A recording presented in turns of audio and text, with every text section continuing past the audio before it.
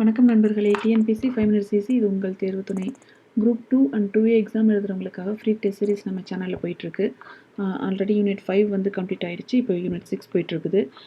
இந்த free test சீரிஸில் என்ன ப்ரொசீஜர்னால் 1 வீக்குக்கான பிளானரை நான் கொடுத்துருவேன். அதில் என்ன இருக்குன்னா, டெய்லி 2 லெசன் படிக்கணும். அந்த 2 லெசனுக்கான கொஸ்டினை நான் ஈவினிங் வீடியோவில் அப்லோட் பண்ணுவேன். அதை பார்த்து நீங்கள் டெஸ்ட் எழுதணும். டெஸ்ட் வந்து ஃபில் இன் த பிளாங்க்ஸில் தான் இருக்கும். Bilingual. So general English and general Tamil 2 பேருமே ட்ரை பண்ணுங்கள். அண்ட் இன்றைக்கி மார்னிங் இன்றைக்கி 21st டே. இன்றைக்கி வந்து என்ன படிக்க சொல்லியிருந்தேன்னா 10th ஸ்டாண்டர்டில் ஒரு லெசனும் 11th ஸ்டாண்டர்ட் ஹிஸ்ட்ரியில் ஒரு லெசனும் படிக்க சொல்லியிருந்தேன். அதுக்கான கொஸ்டினை நான் இப்போ பிடிஎஃபாக அப்லோட் பண்ணுறேன்.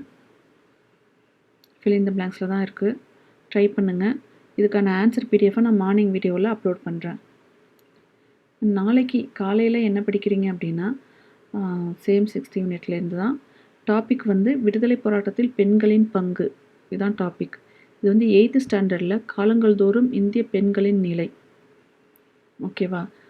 இது வந்து தமிழில் இருக்குது. ஓகேவா? தமிழ் புக்கில் தான் இருக்குது. விடுதலை போராட்டத்தில் பெண்களின் பங்கு, இதுவும் தமிழ் புக்கில் தான் இருக்குது.